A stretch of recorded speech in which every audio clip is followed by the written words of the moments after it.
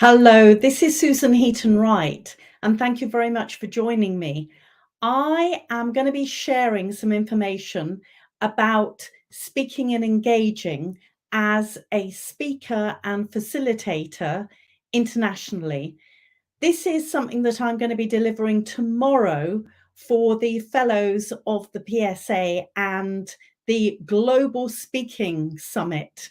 So, no pressure there, but I was invited and I'm very honored to be sharing some of the experiences that I have. And if you don't mind, I'm going to use this session to share some of these top tips. Now, I'm not going to talk about the business side, about getting paid and contracts. In fact, in the session, there are going to be questions, and I'm going to be a panelist, and that's the sort of thing that I will be answering then. But this is literally how you engage with different cultures and some of my strategies for doing this. So here we go.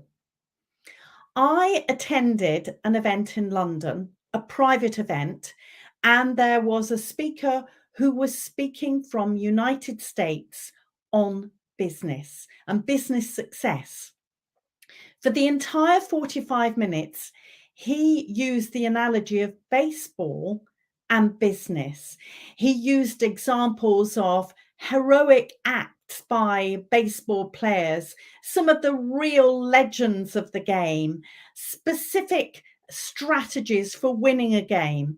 The trouble was that the audience was mainly from the United Kingdom. And guess what? In the United Kingdom, baseball is not a major game. He broke so many rules of speaking and facilitating internationally.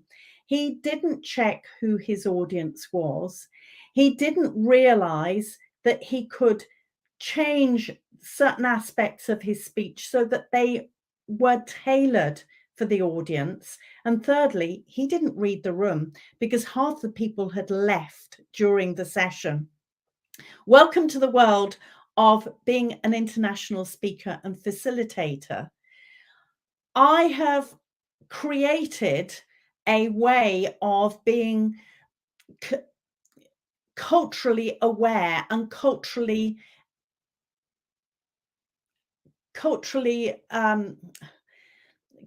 aware, and this has meant that I've been aware of questions I need to ask to make sure that my audience is really engaged, but also that they are really served by the content that I have.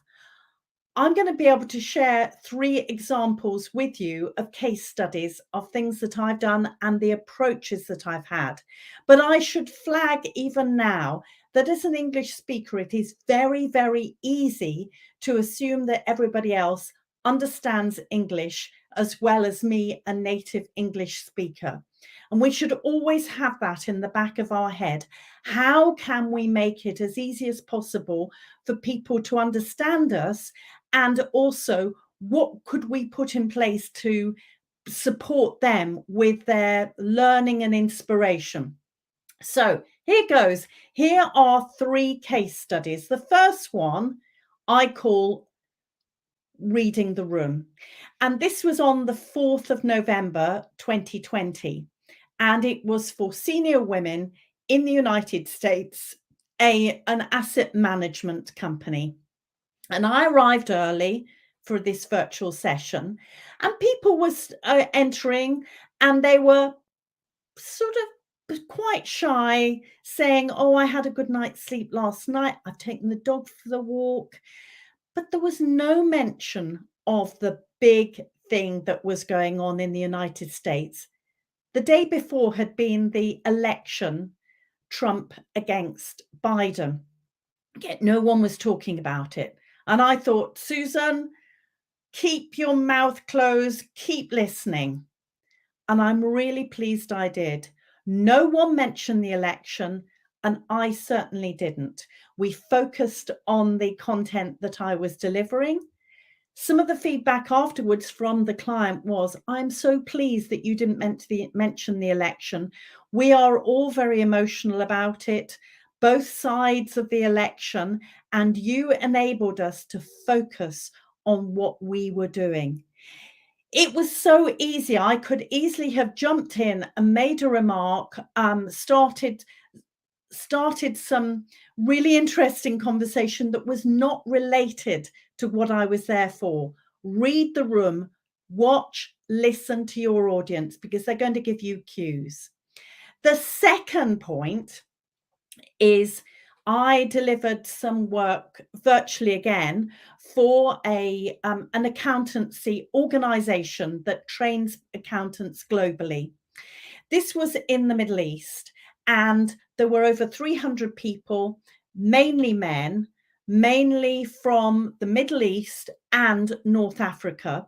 And understandably, I was aware that as a woman, there would be some things that I would need to modify from a cultural point of view. One of the things that is useful to do is to discuss this with your client with other people, such as business associates that you know in the country. I was immediately told, well, in Saudi Arabia, women are driving now, but that wasn't really much help to me. However, I asked things like, do I need to modify the clothing that I wear? In fact, I wore modest clothing. But I was also aware that most of the people did not speak English as their native tongue. However, I found out that their training was in English, so they had a level of competence. However, I never take this verbatim, and I thought of ways that I could make it easier for them. I suggested a transcription of my talk so that they could read through it. However, the client didn't want that. I showed them the slides, and I also always have polls if it's either Mentimeter, if it's face-to-face, or polls that you use on a virtual workshop. I always show the wording because there might be words that don't mean the same thing to the audience, or there might be a better way of explaining it. And in this case, there were a couple of modifications that were made, which is brilliant. I also checked to see what they were interested in. I didn't want to go down the route of the baseball speaker. So I discovered that they really like tennis, international tennis, and rugby. Who knew? So I was able to use those examples and also had videos, one of which the commentating was very unclear. So I ensured that there was subtitles so that people could read that. I also I have an app on my phone, and I include blended learning material in addition to this, as well as the slides for further studying so that people could delve into this much further. It's those little things that make a real difference to make sure that you are really engaging with your audience.